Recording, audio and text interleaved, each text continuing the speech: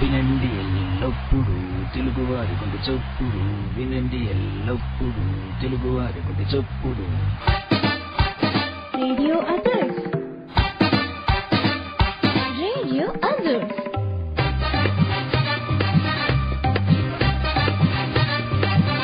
వినండి ఎల్లప్పుడు తెలుగువారి గుండె చప్పుడు.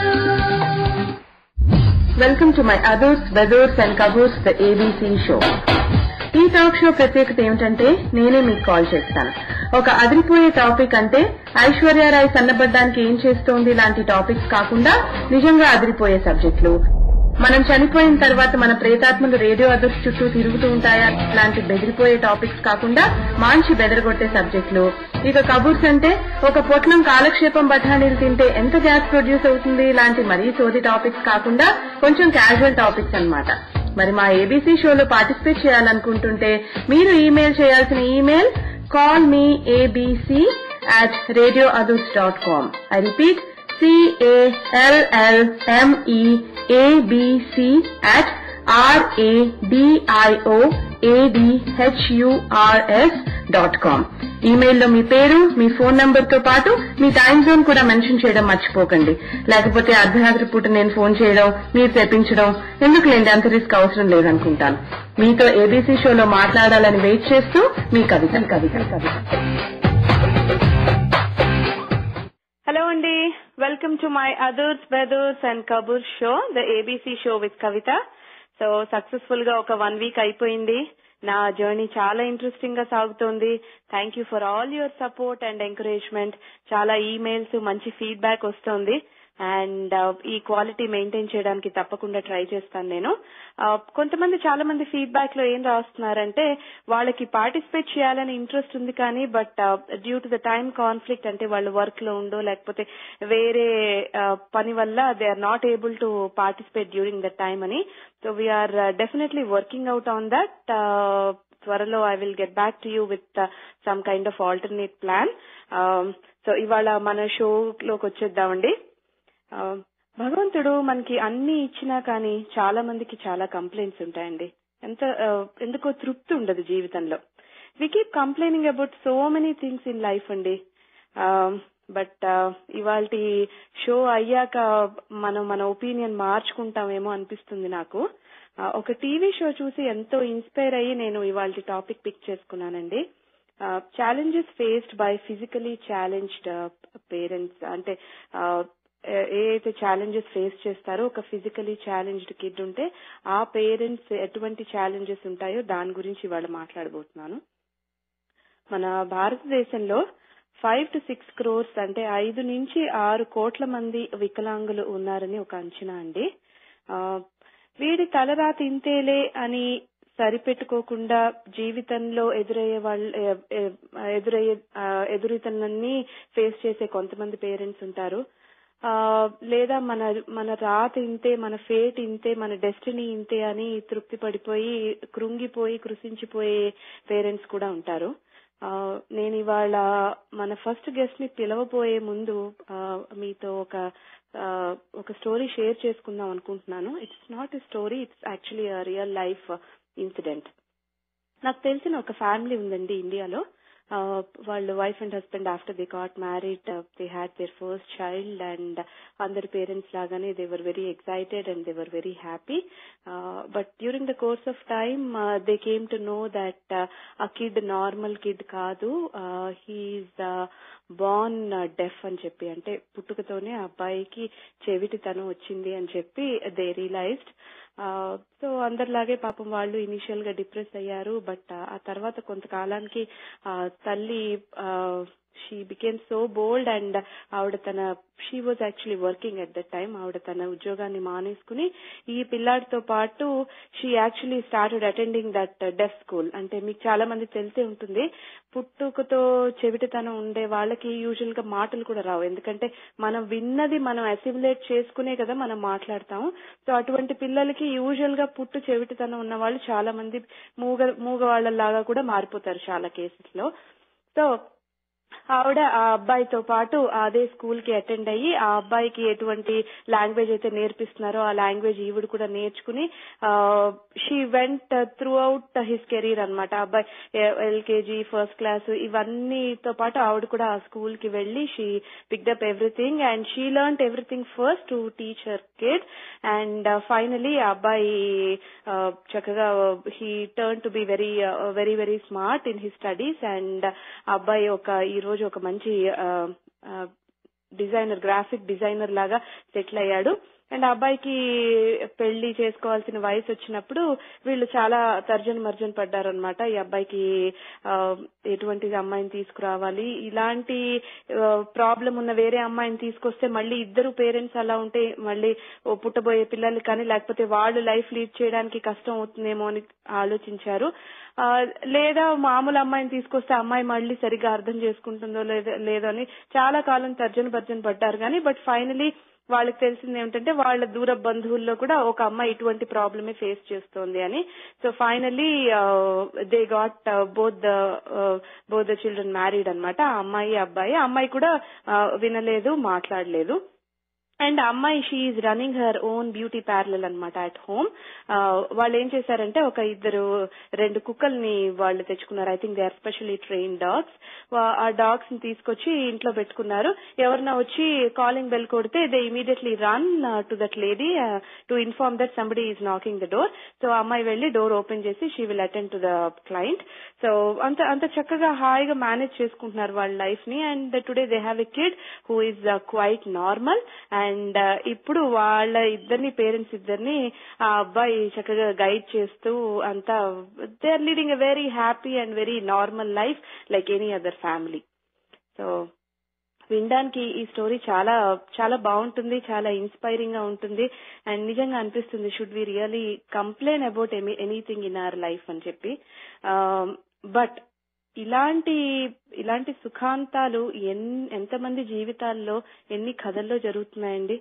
అసలు జీవితంలో ఎదురయ్యే ఇన్ని ఓడిదూడుకుల్ని ఎదుర్కొంటూ ఎప్పుడు చిరునవ్వునే తన ఆభరణంగా చేసుకున్న ఒక తల్లితో మాట్లాడదామండి. ఆ తల్లే ఇవాళ మన రాబోయే గెస్ట్. నేను ఇవాళ కథ చెప్పాను కదా, ఈ కథ ఇన్సిడెంట్ ఆ పర్టికులర్ మనిషి కాదు. She is a totally different person. So నేను ఆవిడ్ని ఇన్వైట్ చేసే లోపల ఒక మంచి సాంగ్ విందాం.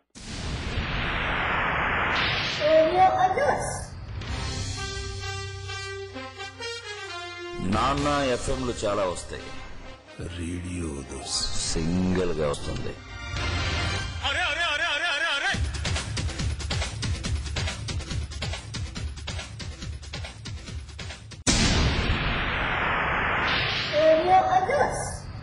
హలో అండి, welcome back to our others weathers కబూర్స్ ABC show with your Kavitha. ఇవాళ మన గెస్ట్ ఉన్నారండి అపర్ణ గారు. ఆవిడ ఇండియాలో ఉన్నారు. హలో అండి అపర్ణ గారు, ఎలా ఉన్నారు? బాగున్నానండి కవిత గారు, బాగున్నాను. యా మేము బాగున్నామండి. సో సారీ అండి, ఫస్ట్ ఆఫ్ ఆల్ అసలు మిమ్మల్ని చాలా లేట్ గా డిస్టర్బ్ చేసి మాట్లాడుతున్నాను నేను. మీకు 12:30 అయిపోయినట్టుంది కదా రాత్రి.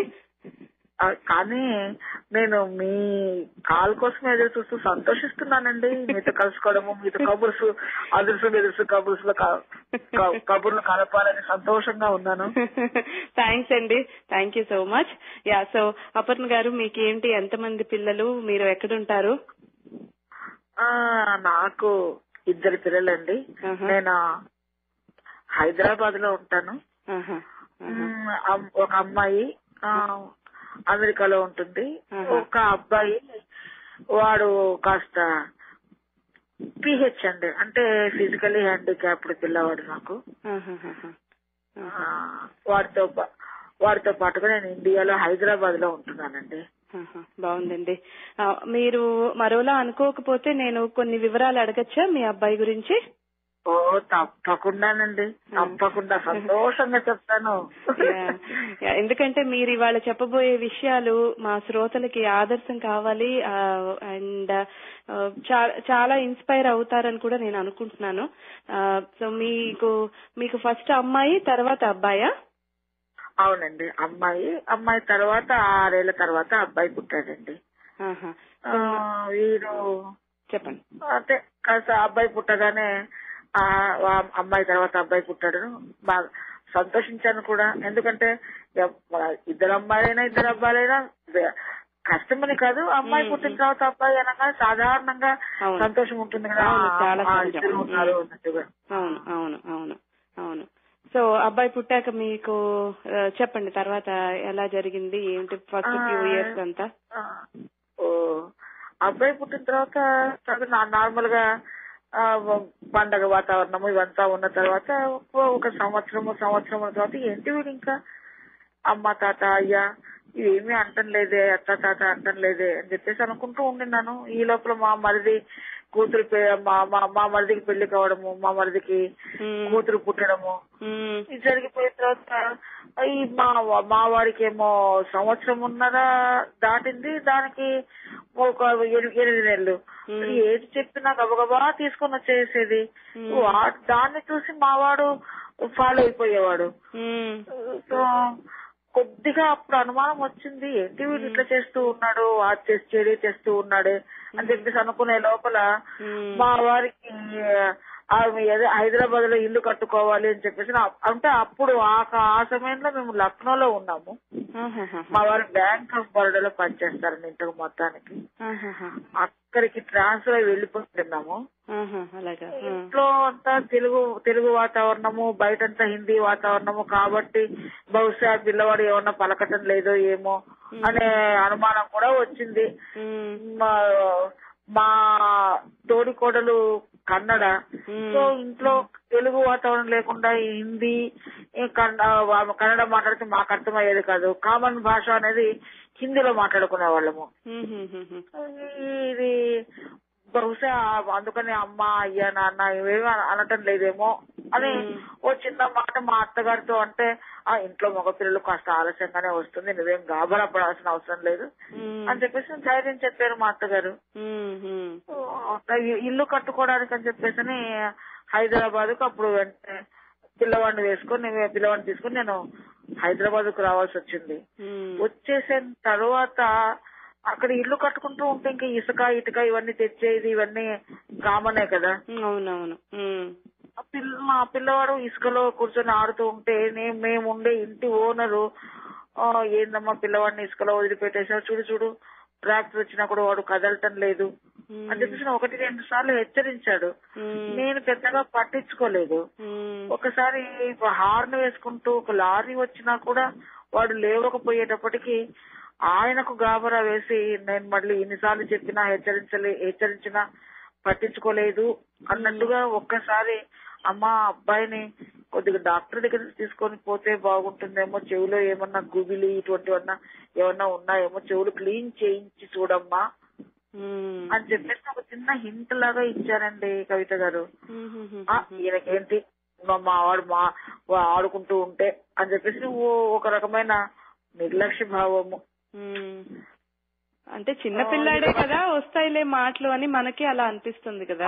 అంటే అప్పటికి మా అత్తగారికి మా ఇంట్లో అందరికి 5 ఏళ్లకే వచ్చాయి, పిల్లవాడికి అప్పుడు ఎంత 2.5 ఏళ్ళు దాటింది, వస్తాయిలే అని మా అత్తగారి మాటల మీద భరోసా. ఎందుకంటే వీళ్ళు 8 మంది పిల్లలు, 8 మంది హాయిగా ఉన్నారు, అందుకని ఎటువంటి హెరిడిటరీ ఇటువంటివంతా ఏమీ లేదు కదా అనే ఒక ఆలోచన కూడా. దాంతో అట్లా వెళ్ళాము. కానీ డాక్టర్ 2-3 సార్లు నేను గమనించిన తర్వాత డాక్టర్ దగ్గరికి వెళ్తే ఈయన మా ఎదురింటాయన చెప్పిన మాట నిజమైంది. దాంతో అప్పుడు చాలా చాలా బాధపడ్డామండి. ఎంత బాధపడ్డామంటే నేను మా వారు ఒకరినొకరు మాట్లాడుకోలేనంత బాధపడ్డాం. నిజమే. కానీ పిల్లవాడి లోకంలోకి వచ్చిన తర్వాత వాడికి మళ్ళీ నేర్పించాల్సిన బాధ్యత మా మీదే కదా. డాక్టర్ అడిగితే డాక్టర్ అన్నాడు, మీ పిల్లవాడికి బై బర్త్ వచ్చింది, మీరు మిషన్ పెట్టి తీరాల్సిందేను, పెడితేనే ఆ మిషన్ ద్వారానే వినగలడు, విడిగా వినలేడు మీ అబ్బాయి అని చెప్పేసి అన్నాడు.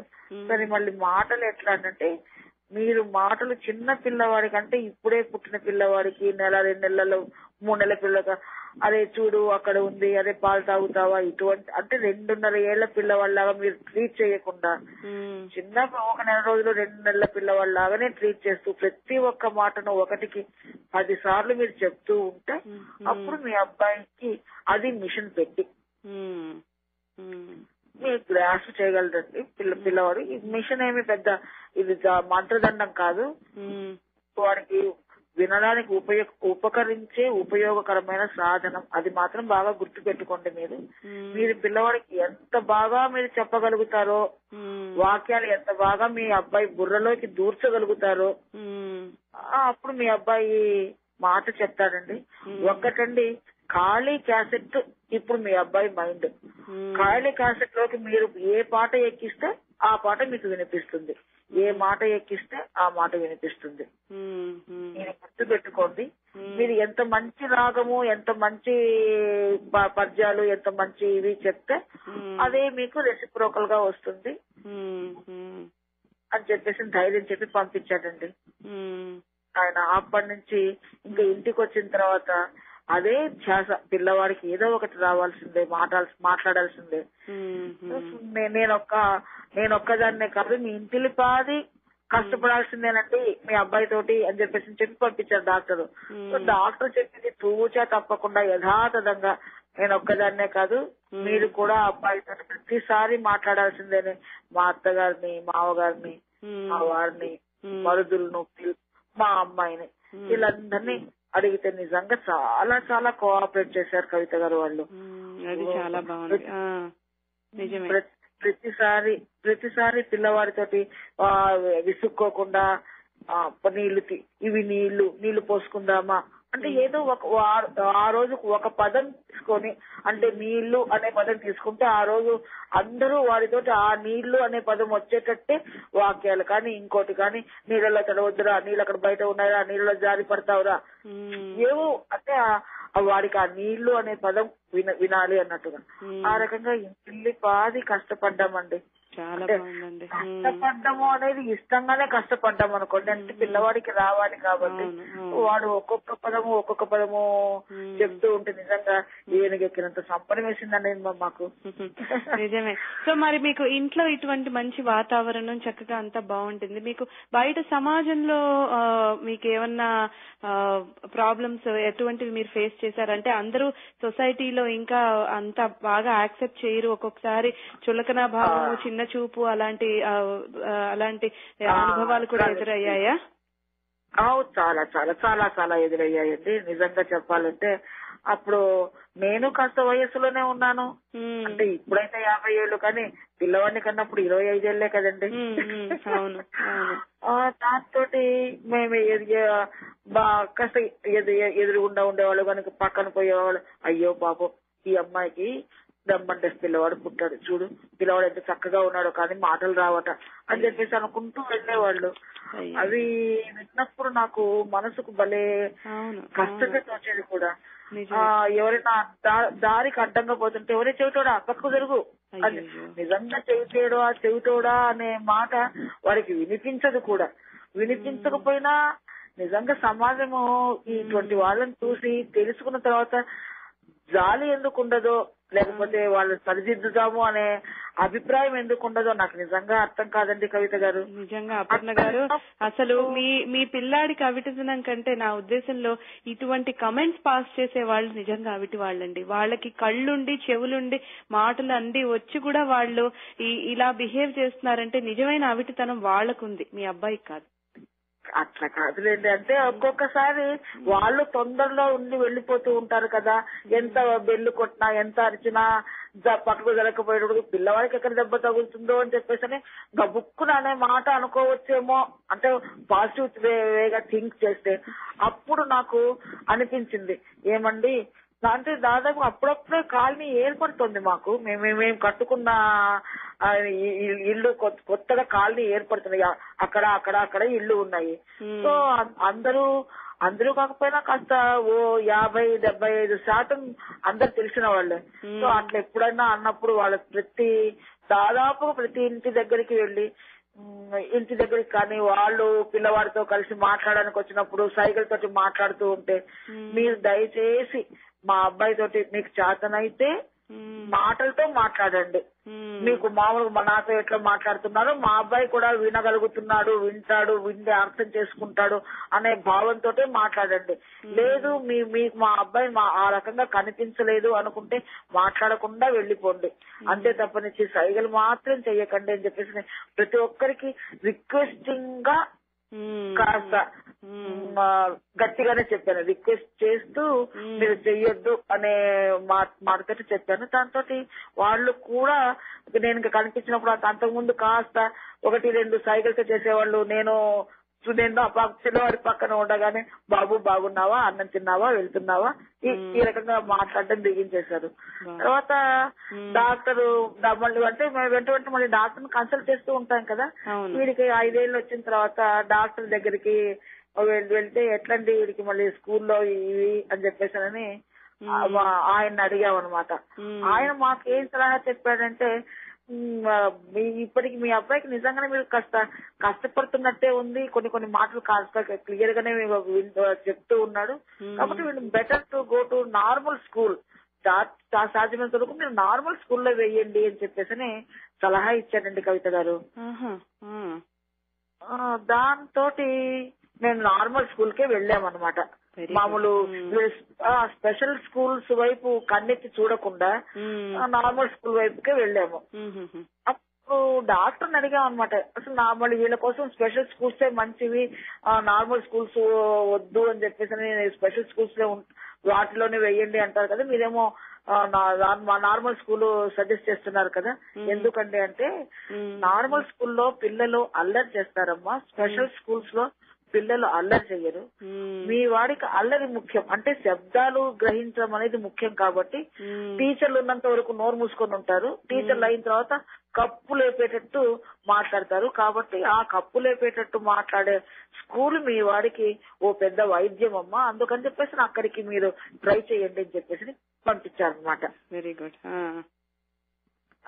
మొన్న వెళ్తే నార్మల్ మా కాలనీలో అదే కాలనీలో అప్పుడప్పుడే ఉన్న స్కూల్ కదా, అక్కడికి వెళ్ళి ఆయన్నే అడిగాము. అడిగితే ఇటువంటి పిల్లలు మేము చేర్చుకోమండి, అదంతా హైఫై స్కూలు, అంతా మంచి వాళ్ళు, బాగా మాట్లాడేవాళ్ళు, మంచి మార్కులు వచ్చేవాళ్ళనే మేము చేర్చుకుంటాము. మార్కులు రాని వాళ్ళకపోతే వాళ్ళు మాట్లాడుతూ ఉంటే వాళ్ళని రాపాడించి కాస్త మంచి మాటలు చెప్పేసి వాళ్ళకి ఈ రకంగా ఉన్న వాళ్ళనే చేర్పించుకుంటాము, మీ వాడిని చేర్పించుకోము అన్నట్టుగా చెప్పేశాడు. దాంతో నాకు చాలా చాలా బాధ, కోపం రెండు వచ్చేసాయండి. వచ్చేసి ఆయనతోటి సరేనండి ప్రిన్సిపాల్ గారు, మీరు మా అబ్బాయిని చేర్చుకోను, మా స్కూల్లో మేము నార్మల్ వాళ్ళనే చేర్చుకుంటాం, ఇటువంటి వాళ్లకు స్థానం లేదు రాసి ఇవ్వండి, నేను సెకండరీ స్కూల్ వాళ్ళ దగ్గరికి వెళ్ళేసి మా కాలనీలో ఇదిగో గవర్నమెంట్ తోటి రికగ్నైజ్ స్కూల్ ఉంది, దాంట్లో వీళ్ళని చేర్పించుకోరట, మళ్ళీ మీరేమైనా చేర్పించుకోమని చెప్పేసి లెటర్ రాస్తే ఆయన ప్రిన్సిపాల్కి ఇచ్చి నేను అక్కడి నుంచి పర్మిషన్ తెచ్చుకుంటానండి అని చెప్పేసి ఆయనతో అన్నా అనమాట. దాంతో ఆయన కంగు తిన్నాడు, ఇదేంటి అప్పటి ఇంత దూరంగా వెళ్ళి అట్లా పోతుందా అని చెప్పేసి ఒక్క నిమిషం ఆగి, మేడం మిమ్మల్ని అట్లా అనలేదు, కావాలంటే చేర్పించుకుంటామండి, కాకపోతే మార్కులు రాలేదు, 100కు 100 రాలేదు, 100కు 99 రాలేదని మా మీద మాత్రం కారాలు మిరియాలు నూరకూడదు అని చెప్పేసి అన్నాడు అనమాట. మీరు చేర్పించుకుంటే చాలు, ఇది డాక్టర్ చెప్పిన సలహా, వీడికి అది వైద్యం లాగా ఉపకరిస్తుందని చెప్పేసి అన్నందుకే చేర్చుకోండి అని చెప్పి మిమ్మల్ని రిక్వెస్ట్ చేసుకోవడానికి మాత్రమే వచ్చాను, మీ మీద పోట్లాడడానికి రాలేదండి ప్రిన్సిపాల్ గారు అని చెప్పేసి ఆయనకు కూడా సారీ చెప్పి పిల్లవాడిని చేర్పిచ్చి వచ్చాను కవిత. నిజంగా వెరీ గుడ్ అండి, చాలా బాగుంది. మనం ఇప్పుడు ఒక చిన్న బ్రేక్ తీసుకుందామండి, ఒక పాట విన్నాక మళ్ళీ నేను మీతో మాట్లాడతాను.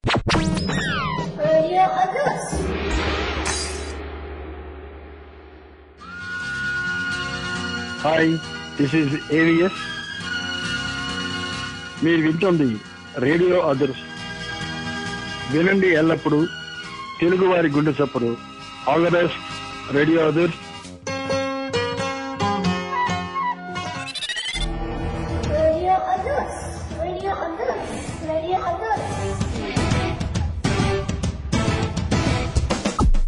Welcome back to the ABC show అండి. ఇవాళ మనం మాట్లాడుతున్నాం అపర్ణ గారితో challenges faced by parents of physically challenged kids గురించి మాట్లాడుతున్నాం అండి. అపర్ణ గారు వెల్కమ్ బ్యాక్ అండి. అపర్ణ గారు, సో మీరు మీ సమయస్ఫూర్తితోటి మీ చాకచక్యం తోటి మీరు డాక్టర్ సలహా మీదట మీ అబ్బాయిని నార్మల్ స్కూల్లో వేశారు. సో అక్కడ అనుభవాలు ఎలా ఉన్నాయి ఏమిటి చెప్పండి. స్కూల్లో వేసిన తర్వాత 1వ తరగతి నుండి దాదాపుగా 3వ తరగతి దాకా నిజంగానే మిగతా పిల్లలతోటి సమానంగా కాకపోయినా 50% లో ఉండిపోయినాడండి. ఆ తర్వాత 7th క్లాసుకు ఇట్లా వచ్చేటప్పటికి ఇంగ్లీషు ఇవన్నీ వీడికి కాస్త కష్టమైంది. అంటే సబ్జెక్ట్స్ పెరిగాయి, ఇంట్లో నేను చెప్పే టైము గ్రాస్ చేసుకునే శక్తి, అంటే గ్రాస్ చేసుకునే శక్తి ఉన్నా వాళ్ళు బుర్రలోకి దూర్చగలిగే టైం లేకపోయింది నాకు ముఖ్యంగా. దీనికి ఏంటండి అని చెప్పేసి మళ్ళీ ఉన్నారు కదా డాక్టర్లు, ఆయన అంటే నాకు ఈ మధ్య కాలంలో ఈ సంవత్సరం కాలంలో కాస్త బాగా పరిచయమైన వాళ్ళ ఆ డాక్టర్ దగ్గరికి అంటే ఆయన సలహాల కోసమే వెళ్తూ ఉంటే ఆయన చెప్పాడు, ఈ మధ్య ఒక 1 లాంగ్వేజ్ సిస్టమ్ వచ్చిందమ్మా, వీళ్ళ కోసమే ఓపెన్ చేశారు. అంటే దాని అర్థం ఏంటంటే మీరు ఒక తెలుగులో చెప్తే సైన్స్, లెక్కలు, ఇంగ్లీష్ లేకుండా ఇంగ్లీష్, హిందీ, మనకు 3 లాంగ్వేజ్ సిస్టమ్ కదండి ఇండియాలో. ఆ 3 లాంగ్వేజ్ కాకుండా మీరు ఏ లాంగ్వేజ్ చెప్పగలిగితే ఆ లాంగ్వేజ్ లోనే మిగతా సబ్జెక్ట్స్ కూడా రాస్తే మీకు సర్టిఫికేట్స్ వచ్చేస్తాయి అని చెప్పేసి. ఇక్కడ నేను ఒక చిన్న పొరపాటు చేశానండి కవిత గారు. ఒక్కొక్కసారి నిజంగా నేను చేసిన పొరపాటు మిగతా వాళ్ళు చేయకూడదు అనే ఇది కూడా చెప్తూ ఉన్నాను. చెప్పండి. మా వాడికి తెలుగు బాగా వస్తుంది, అంటే నేను ఇంట్లో తెలుగు చెప్తున్నాను, తెలుగులో పాస్ చేస్తే చాలు, నేను ఉండేది ఇండియాలోనే కదా, ఇండియాలో ఆంధ్రప్రదేశ్ లోనే కదా అని పెద్ద ఒక దురాలోచన. ఒక తెలుగు మాత్రమే నేర్పించానండి కవిత గారు వాడికి. 10th క్లాస్ తెలుగు మీడియంలో విత్ తెలుగు సబ్జెక్ట్స్ మాత్రమే పాస్ అయ్యాడు. అయ్యో. దాంతో ఇంగ్లీష్ మా వాడికి రాకుండా పోయింది. అంటే ఏదో ఏబిసిడీలు 1, 2 చెప్పాను తప్పనిచ్చి నేను కూడా ఇంగ్లీష్ లో పెద్దగా పట్టించుకోలేదు. అది పెద్ద పొరపాటే నా దృష్టిలో. ఎందుకు అని చెప్పేసానంటే 10th క్లాస్ వరకు వాడికి నేను స్పూన్ ఫీడింగ్ లాగా ఇంట్లో చెప్తూ మా పాపాయి కానీ మా వారు కానీ ఈ రకంగా చెప్పుకుంటూ వచ్చేటప్పటికి వాడు కాస్త రాగలిగాడు. ఈ మధ్యలో కరెక్ట్ గా పిల్లవాడు 10th క్లాస్ రాబోతూ ఉండగా మా వారు కాస్త దేవుడికి ప్రియమైపోయినారు. అయ్యయ్యో. ఇంకా దీంట్లో ఇంగ్లీష్ నేర్పించటం లేదు అనే ఇది కూడా నా బుర్రలో నుంచి వెళ్ళిపోయిందండి. అయ్యో, ఎంత కష్టం వెళ్ళిపోయింది. ఏమిటి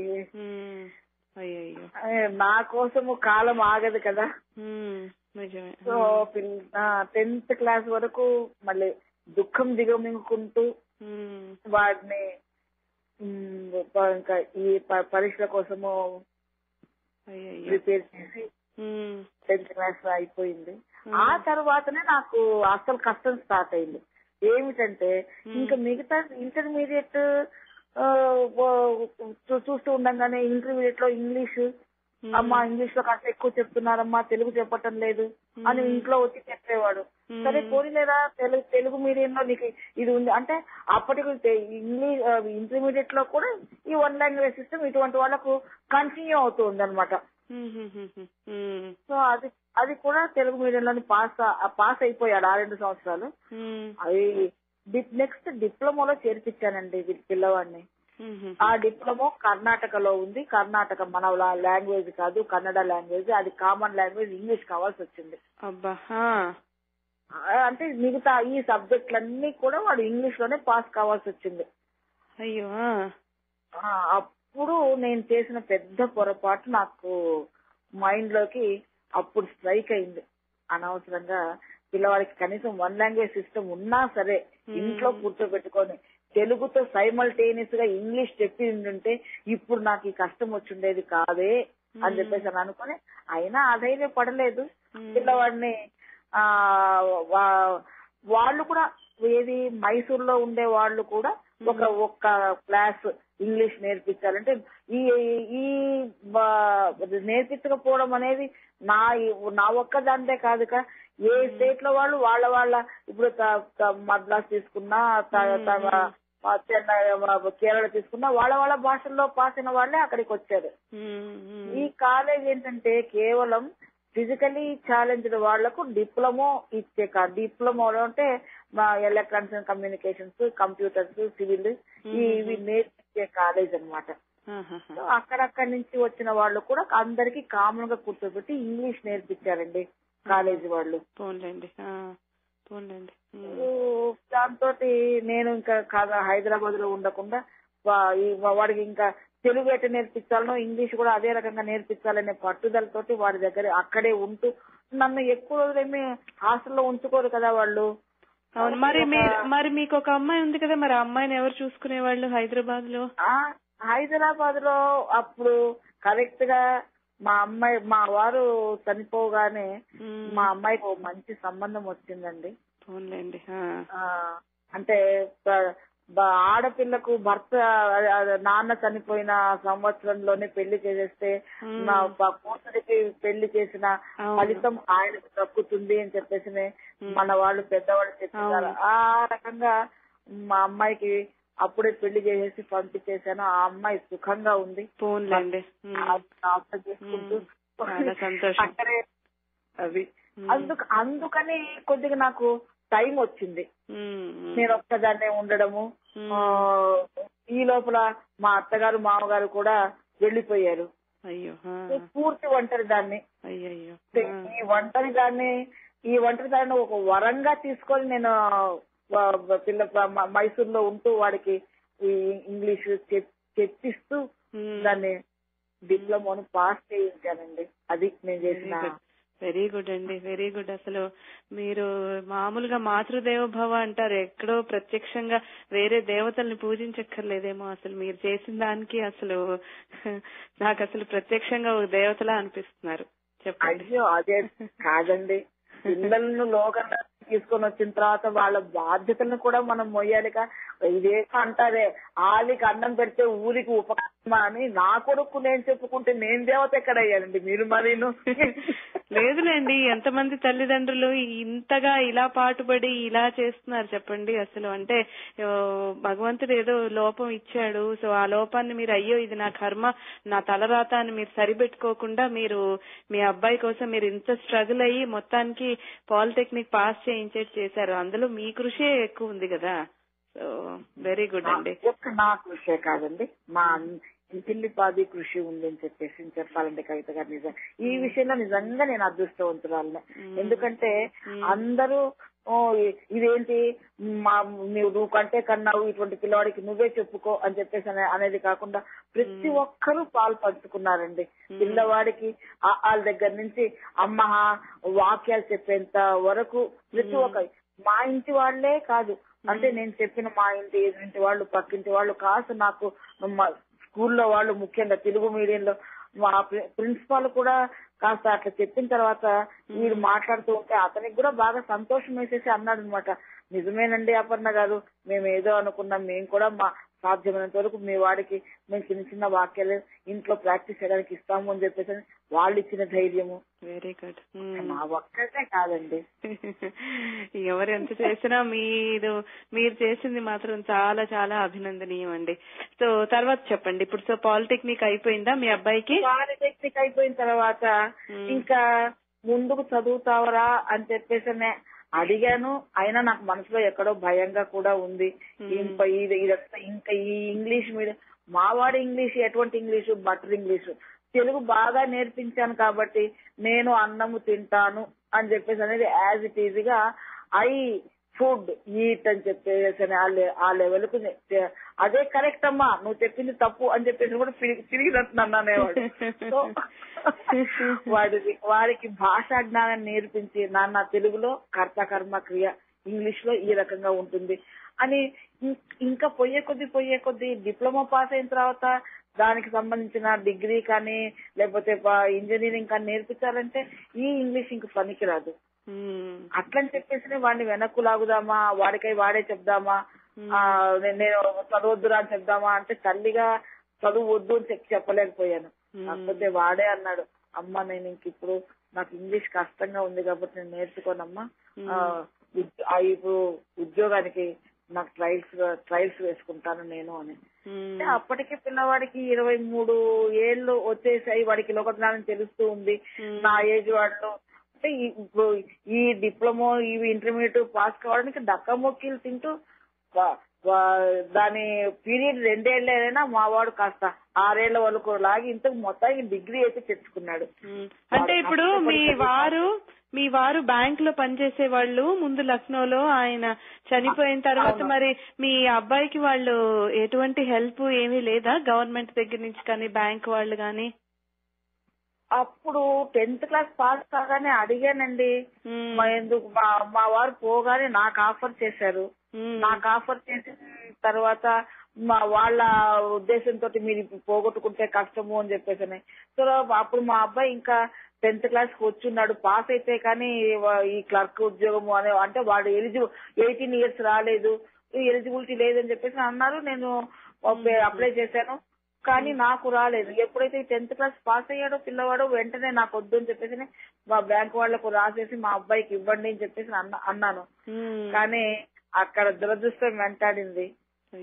కాంపన్సేటరీ గ్రౌండ్స్ లో పిల్లవాడికి ఇచ్చేది లేదు, అది మా పాలసీ కట్ అయిపోయిందండి, కాంపన్సేటరీ గ్రౌండ్స్ లో ఇవ్వటం లేదు, మీకు ఓ లంసమ్ గా మనీ ఇస్తామే తప్ప నుంచి ఉద్యోగం ఇవ్వము, మీకు కానీ మీ అబ్బాయికి కానీ ఇవ్వము. నిజంగా ఇటువంటిప్పుడు కనీసము ఇటువంటి పిల్లలున్న తల్లిదండ్రులకైనా గవర్నమెంట్ మిగతా వాళ్ళకు కాస్త, ఎందుకంటే ఎటువంటి అవిటి వాళ్ళు కాని పిల్లలు కొద్దిగా బాగా చదువుకొని సమాజంలో వాళ్ళ కాళ్ళ మీద వాళ్ళు నిలబడగలుగుతారు. కనీసం నాలాంటి పిల్లలున్న తల్లిదండ్రులకు ఇటువంటి అవాంతరాలు ఏర్పడితే గవర్నమెంట్ కొద్దిగా కాస్త చేయూతనిస్తే బాగుండేది, బాగుంటుంది. ఇప్పుడు అయితే రాలేదు కదా, బాగుంటుంది అని కూడా అనుకున్నాను కానీ రాలేదు. అట్లని చెప్పేసి ఇంకా మళ్ళీ ధైర్యం నిజంగానే కోల్పోకుండా పర్వాలేదు లేదా, గవర్నమెంట్ ఉద్యోగం రాకపోతే ఏమైంది, ప్రైవేట్ దాంట్లో మనం ట్రై చేద్దాము అని చెప్పేసి ప్రైవేట్ వాటిలో ప్రయత్నించానండి. ప్రయత్నిస్తే ఈ ప్రయత్నంలో భాగంగా నాకు వీళ్ళకు వికలాంగుల కోటాలో ఒక స్కూల్స్ ఉంటాయి కదా, ఆ స్కూల్లో ఒక కంపెనీ పేరు రాసిందండి, మేము ఇటువంటి వాళ్లకు ట్రైనింగ్ యానిమేషన్ లో ఇస్తున్నాము, అప్లై చేసుకోండి అని చెప్పేసి. వాళ్లకు నేను వాళ్ళు ఎప్పుడు పెట్టారో అడ్వర్టైజ్మెంట్ నాకైతే తెలియదు, అప్పుడు అక్కడ చూసొచ్చి అడ్వర్టైజ్మెంట్ చూసి నేను వాళ్లకు వాళ్ళ ఫోన్ నంబర్ ద్వారా వాళ్ళని కాంటాక్ట్ చేశాను. కాకపోతే అక్కడ కూడా వాళ్ళు మేము ఆల్రెడీ డమ్ అండ్ డెఫ్ వాళ్ళది ఫిల్అప్ అయిపోయిందండి, ఇట్లా విహెచ్ అంటే ఓహెచ్ ఓహెచ్ అంటే ఆర్థోపెడికల్ హ్యాండిక్యాప్డ్, అవి ఇద్దరినే తీసుకుంటున్నారట వాళ్ళు కూడా అంతా మొత్తం అయిపోయింది కాబట్టి సారీ మేడం అని చెప్పేసి వాళ్ళు చెప్పారు. కానీ నిజంగా పట్టు వదలని విక్రమార్కి లాగా దగ్గర ఓ నెలన్నర వరకు వాళ్లకు విసికించేశాను. మీరు ఇటువంటి పాలసీ పెట్టుకొని మాలాంటి పిల్లలున్న వాళ్లను ఎటువంటి టెస్ట్ చేయకుండానే పనికిరారు, మాకు అయిపోయింది, మాకు వద్దు అని చెప్పేసానంటే ఎక్కడికి వెళ్తారండి? కనీసం కొద్దిగా మీరు పెట్టుకున్న ఈ పాలసీలోనే మా అబ్బాయిని తీసుకోండి. మా వాడు నిజంగా మీకు పనికి రాకుండా పోతే, వాడు ఏమి నేర్చుకోకుండా మీరు చెప్పింది వాడు ఏమి ఫాలో కాకుండా ఉంటే అప్పుడు ఒప్పుకుంటానండి నేను, మా వాడు దీనికి ఏమి పనికిరాడు అని చెప్పేసని. లేకపోతే కాస్త మీరు ట్రై చేసి తప్పకుండా మీరు వీరికి ట్రైనింగ్ ఇవ్వాల్సిందేను. మీ వరకు మీ అంచనాల వరకు అందితే తప్పకుండా తీసుకోండి, అంచనాలకు అందకపోతే పంపించేసేయండి. పంపించినంత మాత్రం మిమ్మల్ని నేనేమీ తప్పు పట్టనండి. అట్లని మీరు ట్రై చేయకుండా పంపిస్తే మాత్రం తల్లిగా నా మనసు బాధపడుతుంది అన్నట్టుగా వాళ్లకు బాగా బాగా బాగా చెప్పారండి. అవునా, బాగుందండి అపర్ణ గారు, చాలా బాగుంది. మనం ఏమైందో మన శ్రోతలకి ఆ తర్వాత చెప్పే ముందు ఒక చిన్న బ్రేక్ తీసుకుందామండి.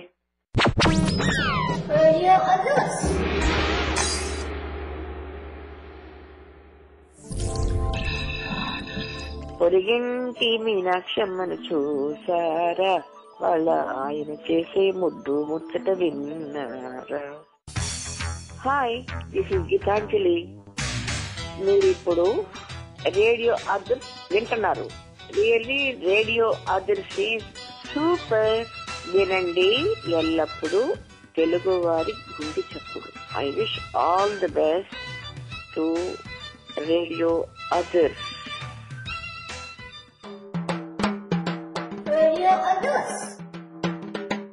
Welcome back to our ABC show అండి. ఇవాళ మనం మాట్లాడుకుంటున్నాము challenges faced by parents of physically challenged kids. So ఇవాళ మనతో మాట్లాడుతున్నారండి అపర్ణ గారు, ఇండియా నుంచి. అపర్ణ గారు, చాలా సంతోషం అండి మీరు ఇవాళ మా షోకి ఇలా వచ్చి మాట్లాడుతున్నారు. అసలు చాలా అభినందనీయం. మీరు అన్ని మీ ఎక్స్పీరియన్సెస్ అన్ని ఇలా పంచుకుంటున్నారు. సో మీ అబ్బాయిని మీరు గుజరాత్ అన్నారు కదా?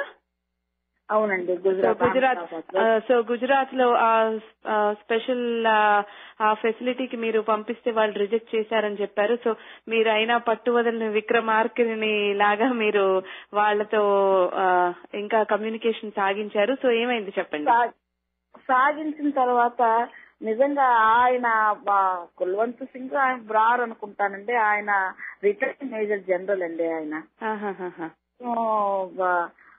మళ్ళీ ఏమనుకున్నారో ఏమి లేదో నాకైతే తెలియదు. మొత్తానికి ఫైన్ డే నాకు నా కొడుకు ఇద్దరికి రైల్వే టికెట్లు వాళ్లే పంపించేసి రండి అని చెప్పేసి పిలిచారండి వాళ్ళు అక్కడికి. చూసారా, భగవంతుడి ద్వారా వాళ్ళకి సందేశం అందింది. నిజంగానేనండి, నిజంగా నా కళ్ళ నేను నమ్మలేకపోయానండి. ఆ టికెట్ నా ఎదురుగుండా చూసినా కూడా నేను అవునా, నేను ఇంత రిక్వెస్ట్ చేస్తే ఏదోలే అని చెప్పేసి పక్కన పారేయకుండా అటువంటి ఇన్స్టిట్యూట్, అటువంటి పెద్దవాళ్ళు, మనసుకు పట్టుకునే పెద్దవాళ్ళు కూడా ఉన్నారండి లోకంలో. నిజంగా నా అదృష్టం బాగుండి, పిల్లవాడి అదృష్టం బాగుండి దీనికి వెళ్ళాను. వెళ్ళిన తర్వాత ఒక 3 రోజులు వాళ్ళు నాకు ఎటువంటి మీ పిల్లవాడు చాలా బాగా చేస్తున్నాడు, బాగా పైకి వస్తున్నాడు, నేను చెప్పింది వింటున్నాడు అనే మాటలు వినలేదండి నేను. అయినా కానీ మీ వాడు చేయటం లేదండి, అయినా మీరు ఆధారపడకండి, మేము చూస్తాము. ఈ ఒక్క రోజే కాదు, ఎందుకంటే ఇటువంటి పిల్లల్ని మేము ఒక 10 రోజులు 15 రోజులు టెస్ట్ చేస్తే కానీ అసలు సంగతి బయటపడదు. కాబట్టి మీరేమి అధైర్యపడొద్దు, ఈ 15 రోజులు మీరు మీ పిల్లవాడితోటే ఇక్కడే ఉండండి అని చెప్పేసి అన్నారండి. ఆ టెస్టింగ్ దాదాపుగా 1.5 సాగింది. అంటే ప్రతి 2 రోజులకు ఒకసారి 3 రోజులకు ఒకసారి కాస్త ఇంప్రూవ్ అవుతున్నది, కొద్దిగా అర్థం చేసుకుంటున్నాడు, వస్తున్నాడు. అంటే ఇవి వినడానికి 1.5 అనేది నాకు కాస్త చాలా పెద్ద టైం అయింది. నిజమే మరి. వీడికి వస్తుందా రాదా ఒరే ప్రతిరోజు జాగ్రత్తగా వినరా. వాడు హాస్టల్కి రాగానే వీడికి ఈ రోజు ఏం చెప్పారు అని చెప్పేసి వాడికి చెప్పింది నేను విని మళ్ళీ వాడికి రేపు బహుశా ఇదే అడగొచ్చేమో నాకు వచ్చిరాని హిందీ తోటి పక్క వాళ్ళని అడిగి వాళ్ళు ఏం చెప్పారు అని చెప్పేసి నేను నేర్చుకొని వీడికి చెప్పాల్సి వచ్చింది. ఎందుకంటే నాకు కంప్యూటర్స్ రాదు, వాడు నేర్పిస్తుండేది యానిమేషన్. పక్క పిల్లలకు ఏమో వాళ్ళు కాళ్ళు లేని వాళ్లే కానీ నోరు లేని వాళ్ళు, వాళ్ళకు తెలుగు రాదు, నాకు హిందీ రాదు. కానీ వాళ్ళు చెప్పిన హిందీతోటే నేను తెలుగులోకి తర్జుమా చేసుకుని వీడికి చెప్పి 20 రోజులు పంపించేటప్పటికి వాళ్ళు అన్నారు, మీ అబ్బాయికి ఇంట్రెస్ట్ ఉంది కానీ మేము చెప్పే భాష అర్థం కావటం లేదు, కాబట్టి మీరు ఇక్కడే ఒక 6 నెలలు వీడితో పాటు ఉండి మేము ప్రతిసారి చెప్పి పంపిస్తూ ఉంటే మీ అబ్బాయికి మీరు చెప్పగలిగితే ఇక్కడ మేము ట్రైనింగ్ ఇస్తామండి. నిజంగా మీ అబ్బాయి తొందరగా గ్రాస్ చేస్తున్నాడు, కాకపోతే మేము చెప్పేది అర్థం కావటం లేదని చెప్పేసి వాళ్ళు అన్నారండి. ఇంకా నిజంగా ఏరుగా ఎక్కినంత సంబరం వేసిందండి నాకు. కానీ నిజంగా చాలా అభినందనీయం. ఎందుకంటే వాళ్ళు ఇంత ట్రై చేస్తూ పాపం ఇంత వాళ్ళు చాలా కరెక్ట్ గా అనలైజ్ చేసే సిచ్యువేషన్ ని వాళ్ళు మిమ్మల్ని కూడా ఉండనివ్వడానికి వాళ్ళు అనుమతించి వాళ్ళు పాపం చాలా ప్రయత్నం చేశారు. నిజంగా అభినందనీయం. ఈ విషయంలో మాకు నిజంగా చాలా ప్రయత్నం చేశారండి. కొన్ని ఇటువంటి ప్రైవేట్ ఇన్స్టిట్యూట్లు ఉన్నాయి కాబట్టి ఇంకా ఇటువంటి పిల్లలకు దీనికి ఇట్లా ప్రైవేట్ కాకుండా గవర్నమెంట్ ఇట్లా చేస్తే బాగుండేది అని చెప్పేసి నాకు అనిపించిందండి. నిజమే. మీరు గవర్నమెంట్ అంటే అసలు అమెరికాలో చాలా అసలు ఇటువంటి పరిస్థితుల్లో ఉండే వాళ్ళకి చాలా చేయూతనిస్తుంది అమెరికా ప్రభుత్వం. మన నిజమే, ఈ మాట కూడా నేను విన్నానండి. ఒకసారి అంటే మా అమ్మాయి అమెరికాలో ఉంది కదా, అక్కడికి 1-2 సార్లు నేను వచ్చినప్పుడు నిజంగా ఈ ఐటీ వాళ్లకు బస్సు ఫెసిలిటీలో వాళ్ళని ఎక్కించుకునే విధానం చూసి నిజంగా మురిసి ముక్కలైపోయాను నేను. నిజమే. ఇక్కడ ఉండే ఫెసిలిటీస్ కి చాలా మంది అవిటి వాళ్ళతో మాట్లాడితే మనకి తెలుస్తుంది అసలు వాళ్ళకి అవిటితనం మేము మర్చిపోయాము అన్నంతగా సపోర్ట్ చేస్తుంది. వాళ్ళు అసలు ఇన్ఫాక్ట్ పుట్టక ముందే కూడా అసలు ఏమన్నా లోపం ఉంది అని చెప్పి తల్లి గర్భంలో తెలిస్తే వాళ్ళు గనక ఆ పర్టికులర్ డిపార్ట్మెంట్ కి వాళ్ళు రాసుకుంటే అసలు పుట్టిన దగ్గర నుంచి కూడా వాళ్ళు ఆ పిల్లల్ని కేర్ తీసుకునే అంతగా వాళ్ళు సపోర్ట్ ప్రొవైడ్ చేస్తుంది ఇక్కడ ప్రభుత్వం. నిజమేనండి. అటువంటి ఇవి పాలసీలు ఇక్కడ ఇండియాలో కూడా ఏర్పరిస్తే బాగుండు. అసలు ముందు ముఖ్యంగా కడుపులో ఉన్నప్పుడే తెలుసుకోవడం అనేది ఇప్పుడిప్పుడు వస్తున్న సాంకేతిక అనుకుంటాను, సాంకేతిక విప్లవము. అంటే దాని గురించి నాకు తెలియదు అంత ఎక్కువగా. ఇది గవర్నమెంట్ ఇంప్లిమెంట్ చేస్తే మాత్రం నిజంగా సంతోషించే వాళ్ళలో మొట్టమొదటి నేను అవుతానండి. నిజమే. సో మరి మీరు అబ్బాయితోటి 6 నెలలు ఉన్నారు అక్కడ? మరి 6 నెలలు ఉన్నానండి. నిజంగా 6 నెలలు ఉన్నాను. 6 నెలల్లో మా అబ్బా కష్టంగా ఉందమ్మా, నాకు వద్దు, మనం హైదరాబాద్ కి వెళ్ళిపోదాము అని చెప్పేసి అంటున్నవాడు 1-2 నెలల తర్వాత కష్టంగా ఉంది పర్వాలేదు అని చెప్పేసి వచ్చాడు. 2 నెలలు 3 నెలల తర్వాత కష్టంగా ఉన్నా ఇష్టంగా నేర్చుకుంటున్నానమ్మా, ఇంట్రెస్ట్ గా ఉంది అని చెప్పేసి బాగుంది. సో ఇప్పుడు వాడు కష్టం లేదమ్మా, ఇంట్రెస్ట్ గానే ఉంది, ఇష్టంగా కూడా ఉంది అని చెప్పేసి నా ఉద్యోగం ఎంత బాగుందో, నాకు నేను ఏసీలో కూర్చుంటున్నాను తెలుసా, నా వాళ్ళకి నాకే పెద్ద కంప్యూటర్ ఇచ్చేశారు, నా ఓనది,